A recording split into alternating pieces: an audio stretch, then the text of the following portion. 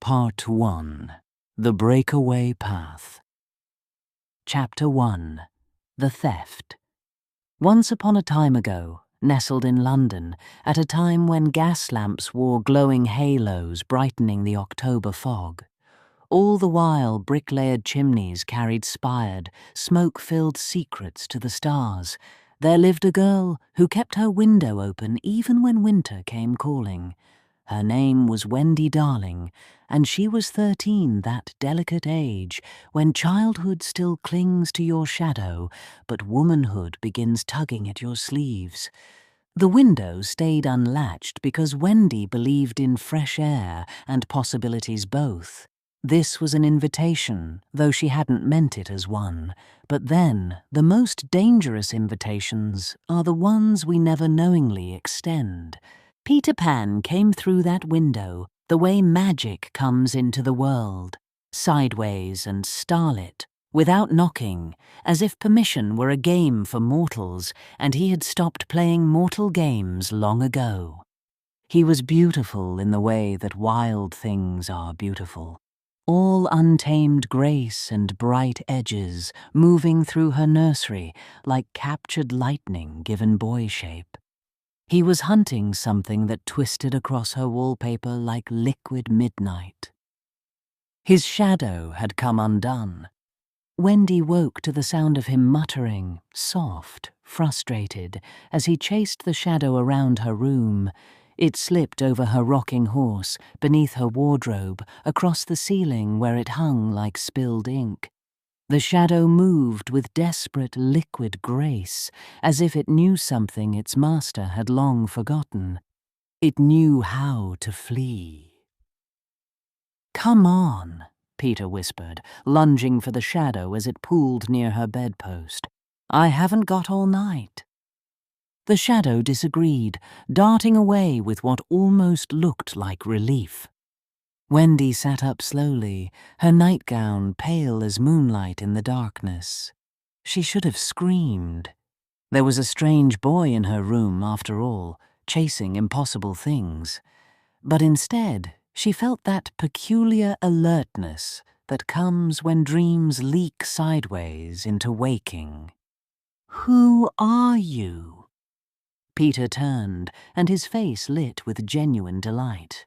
"You're awake. Perfect. I was trying not to wake you, but you've saved me the trouble of deciding whether to be polite or practical." He gave a little bow, theatrical and charming. "Peter Pan, at your service." "Well, not at your service exactly.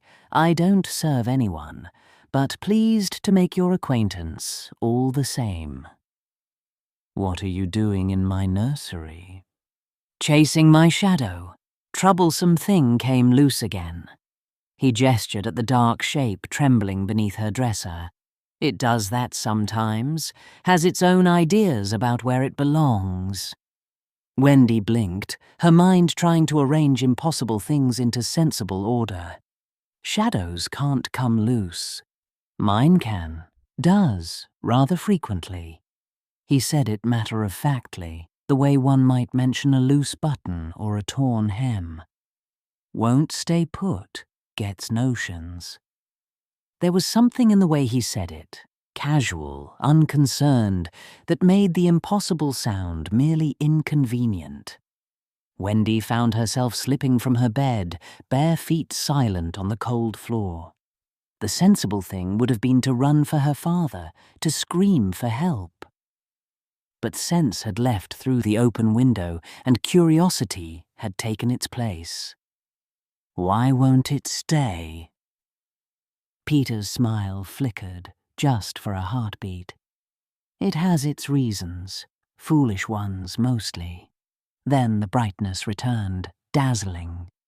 "You look like someone with clever hands. Could you help me catch it? I promise I'll leave the moment it's sorted. Word of a gentleman." The shadow quivered as Wendy approached, but didn't flee. She knelt slowly, reaching out with steady fingers. It yielded to her touch like silk, like sorrow, folding into her palms, as if it had been waiting for gentleness. "There," she whispered. I've got it." "Marvelous!" Peter dropped down beside her, producing needle and thread from his odd patchwork clothes, stitched, it seemed, from leaves and starlight and the particular green that exists only in dreams of endless summer. "Could you sew it back on? I'd do it myself, but I'm absolutely rubbish at sewing. All thumbs, me." Wendy threaded the needle, her hands steady despite everything, despite the impossible boy and his rebellious shadow, and the way the normal world seemed to be tilting sideways like a ship in a storm. The shadow lay quiet in her lap now, resigned or perhaps simply tired, and she began to stitch it back to Peter's feet. The shadow sighed as the needle pierced it. A sound like wind through empty rooms. "You're very good at that," Peter said, watching her work with the focused intensity of a cat watching a bird. Then he began to talk. Oh, how he talked. Words spilled from him like coins from a torn purse, like stars from a split-open sky. He spoke of Neverland, that country beyond the edge of maps where the sun always shone warm and adventures never ended.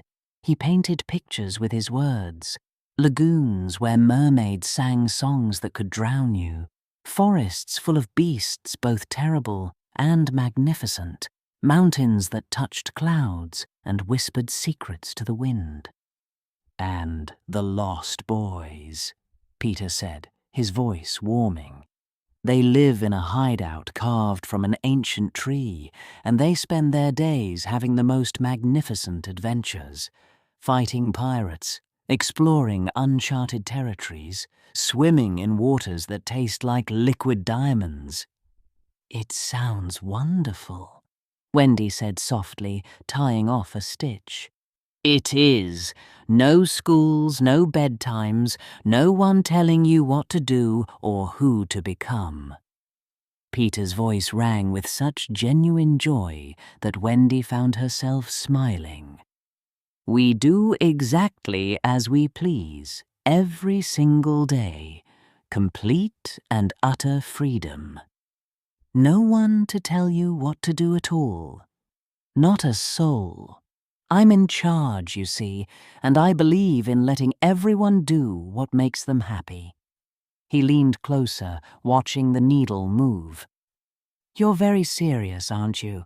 I can tell by the way you concentrate. That's good. The lost boys need someone serious, someone to tell them stories and keep things from falling into complete chaos. They need someone desperately. They forget things, you see, stories mostly, sometimes their own names." He said it lightly, as if this were charming rather than concerning. "But it doesn't matter. They're happy. That's what matters, isn't it? Being happy." Wendy finished the last stitch, her fingers working automatically while her mind turned over his words. The shadow lay flat against Peter's feet now, properly attached. She tied off the thread and sat back. "There. It's done." Peter stood in one fluid motion, testing the shadow, and then turned to her with eyes that caught the moonlight and held it prisoner. "Thank you, Wendy darling. That was extraordinarily kind of you." "How do you know my name?" "I've been watching your window for weeks, listening to the stories you tell your brothers at bedtime." His smile was warm, inviting, innocent as sunrise. "You tell wonderful stories. The lost boys would absolutely adore them. They've been longing for someone to tell them proper stories." "You've been watching me." Something in Wendy's chest tightened. Not in a strange way, just listening, from outside, on the window ledge. He said it so guilelessly, as if this explained everything and made it perfectly acceptable. I thought, there's a girl who understands magic and adventure, a girl who knows what stories are really for. Despite everything, Wendy found herself curious. What are stories for? For making the dark less dark, for making you feel less alone, for remembering that there's more to life than lessons and chores and growing into something small and forgettable. Peter held out his hand, and it was a beautiful hand, strong and certain and utterly confident. Come with me to Neverland, just for a visit. You can tell the lost boys a story, see the island, have one real adventure. And I'll have you home before morning. Your parents will never even know you were gone. I couldn't possibly. Why not? Peter's face was open, earnest, genuinely confused by her hesitation. Don't you want to see it? Don't you want to know what's out there past the rooftops and the fog and all the proper things you're supposed to do and be and become? Wendy looked at his outstretched hand, at his bright, eager face, at the impossible promise of more hanging in the air between them like pixie dust not yet scattered. She thought of tomorrow's French lesson, of the corset her mother wanted her to start wearing, of the way her father had stopped reading her bedtime stories because she was too old for such things now, of the small, safe life waiting for her like a dress she'd grow into whether she liked the fit or not. Just for a visit? She asked. Just to see? Peter's grin could have lit the room, could have put the stars to shame. He pulled a small pouch from his belt, and golden dust sparkled in his palm like captured starlight, like ground-up dreams. Pixie dust makes you fly. All you need are happy thoughts. That's impossible. So are boys with shadows that come loose, but here we are. He sprinkled the dust over her shoulders with a magician's flourish. It settled like warm snow, like summer rain, like every good thing you've ever felt concentrated into golden particles. Think of something that makes you happy, anything at all. Christmas morning, summer holidays, the first page of a new book, whatever feels like joy, and you'll fly. Wendy closed her eyes. She thought of the stories in her head, the ones she'd never written down because proper young ladies didn't fill pages with nonsense about pirates and faraway lands. The adventures she imagined while doing needlework or conjugating verbs. The feeling that there must be more than this small room and these narrow expectations and this life that felt like watching from a window while everyone else had adventures. Her feet left the floor. She gasped, eyes flying open. She was floating, actually, impossibly floating, near the ceiling, and it felt like being weightless in warm water, like the moment at the top of a swing before gravity remembers you exist, except gravity had forgotten her name entirely. There! Peter rose to meet her, laughing with pure delight. I knew you could do it. I can always tell who has flying in them. Now come on, before the night gets old and morning catches us.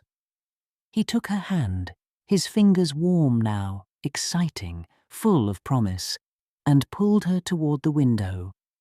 Wendy looked back at her room one last time, at her sleeping brothers down the hall, at the sampler on the wall that read, "Home is where the heart is," in her own careful stitching, at the books stacked on her nightstand waiting to be read, at the life she knew spread out behind her like a map of safe, predictable roads. Just for a little while, she asked, just to see. I promise. She didn't notice that he hadn't actually promised to bring her home. She didn't notice the way his smile sharpened at the edges. She didn't notice anything except the window opening before her like a door, like an invitation, like a choice that felt like freedom but might be something else entirely. They flew out into November night. London spread below them like a jeweled blanket, all gaslight and fog and sleeping streets. Wendy had never seen her city from above. It was beautiful, achingly, impossibly beautiful. Every lamp a small sun, every street a river of shadow, the Thames winding through it all like a silver ribbon.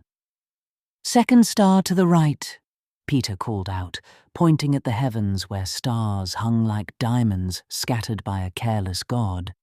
"And straight on till morning." The wind caught them, and they soared higher. Wendy laughed. She couldn't help it, couldn't stop it. And Peter laughed too, and for those shining moments everything felt perfect and magical and absolutely wonderfully right. They flew through clouds that felt like silk, past the moon that hung so close Wendy thought she could touch it, through air that tasted like salt and adventure and every story she'd ever read about children who flew away to magical lands. She didn't see when London disappeared behind the clouds. She didn't notice when the stars began to arrange themselves in patterns no astronomer had ever charted. She didn't feel the exact moment when away became too far to measure. She was too busy flying, too busy feeling free, too busy believing in the adventure Peter had promised, and the magic that surrounded her like a second skin. And Peter flew beside her, bright and wild and beautiful, leading her toward an island that floated on an impossible sea. An island that looked like every dream she'd ever had, and every warning she'd ever ignored. "There!" he called out, his voice ringing with triumph. "There's Neverland!" It rose from the ocean like a fever dream made solid, jungle so green it hurt to look at, white beaches that glittered like crushed diamonds, mountains wreathed in mist that moved like living things. Strange birds circled overhead, singing in colors. The air itself seemed to shimmer with magic. It looked like paradise. It looked like home, though she'd never been there before. It looked like exactly where she was meant to be. They dove toward the beach, and Wendy's heart soared with something that felt like joy, but might have been the last moment before a trap springs shut. They landed on sand that sparkled with flecks of gold, beautiful and worthless both, like so much in Neverland. And from the jungle came voices, young voices, excited voices, wild as the island itself. "Peter's back. Did you find one? Is that a girl? Is she staying?" 6 boys tumbled out of the undergrowth like a landslide of dirty faces and eager eyes, all talking at once. They were younger than Wendy, most of them, dressed in animal skins and tattered things that might once have been proper clothes. Their feet were bare and tough as leather. Their hair was wild as storm clouds. They surrounded Wendy in a chaos of questions and reaching hands, examining her nightgown, touching her hair, their hunger palpable as heat. "Boys, boys!" Peter laughed, and they immediately quieted, responding to his voice like compass needles to north. "Yes, this is Wendy. She's come to visit us, to tell you stories." "Stories!" The smallest one, wearing a raccoon skin cap that kept sliding over his eyes, clapped his hands with such pure joy that Wendy's heart clenched. "Will you tell us a story, please? We haven't had a proper story in forever and ever and ever." Wendy looked at their hopeful faces, at their hunger for something she couldn't quite name but recognized in her bones. I suppose I could tell one story." "Splendid," Peter beamed, and his approval felt like sunshine after rain. "Come on, I'll show you the hideout. You'll love it. Everyone does. It's the most magnificent hideout in all of Neverland, possibly in all the world." He took her hand, possessive now, proprietary, and led her toward the jungle. The lost boys followed in a chattering swarm, asking questions faster than she could answer them, tugging at her nightgown, already treating her like she belonged to them. Just for one story, Wendy told herself, just to see, then home. She let herself be pulled into the jungle, still dazzled by the flight, by the impossible island, by the sheer overwhelming moreness of everything around her. She didn't see the small light watching from the trees, a fairy no bigger than a fist, burning bright with something that looked like starlight but felt like fury. Tinker Bell. She'd seen Peter bring girls before. They came like moths to flame. They never stayed. They couldn't stay, wouldn't stay, always eventually wanted to go home like home was something better than Neverland, better than Peter, better than her. But this one was smiling. This one looked happy. This one might stay long enough to become a problem. The fairy's light pulsed sharp and hot, a warning and a promise both. Temporary, Tinker Bell thought, her tiny heart burning with devotion that had curdled into something darker. They're all temporary. She'll leave or I'll make sure she does. Peter is mine. Neverland is ours. She's just another visitor who doesn't understand that some places don't let you leave once you've really, truly arrived. Asterisk. Tinker Bell flew deeper into the jungle, away from Peter's voice and the girls' laughter and the lost boys' excited chatter. But she was watching. She was always watching. And across the Neverland Sea, where darker waters churned and strange currents ran, a ship rocked at anchor. On its deck, a man stood watching the distant beach, watching two figures descend from the sky and disappear into the jungle. Captain James Hook lowered his spyglass and smiled, a thin, cold smile that held no warmth and all the patience in the world. Peter Pan had brought another girl. This one would be perfect. "Mr. Smee," Hook called softly. A round little man hurried over, nervous as always. "Yes, Captain." "Send word to our watchers. The boy has what we've been waiting for." "You think this one's different, sir?" "They're all different. They're all the same." Hook's hook caught the starlight, gleaming silver as a promise. "But this one will serve our purpose perfectly. When she wants to go home, and she will want to go home, we'll be ready." "And the other matter? The arrangement?" Hook smiled wider, colder. "Everything is proceeding according to plan. Peter Pan has been stealing children for too long, playing his eternal games, disrupting things that shouldn't be disrupted." He turned toward his cabin. "It's time the boy learned that some debts come due, whether you're ready to pay them or not." Thunder rumbled in the distance, though the sky was clear. Not thunder, perhaps. Something else. Something stirring in places far beyond Neverland's shores, and in a realm where thorns grew tall as cathedrals and ravens nested in towers of black stone, a mirror rippled with dark water. Maleficent stood before it, staff in hand, watching images play across its surface. A girl flying, a boy laughing, an island appearing where it shouldn't, in a place that existed between worlds and should remain untouched by mortal children stolen from their proper paths. The mistress of all evil watched in silence. Then she turned away from the mirror, her robes flowing like shadows given weight and purpose. Not yet, but soon. The realms were fracturing. Order was disrupted. A child had been taken from her destiny and dragged into a place she didn't belong. Soon, it would be time to restore the balance. Soon it would be time to remind Peter Pan that some rules exist for reasons, and breaking them has consequences that even eternal boys cannot escape. Maleficent's ravens stirred in their nests, sensing her thoughts.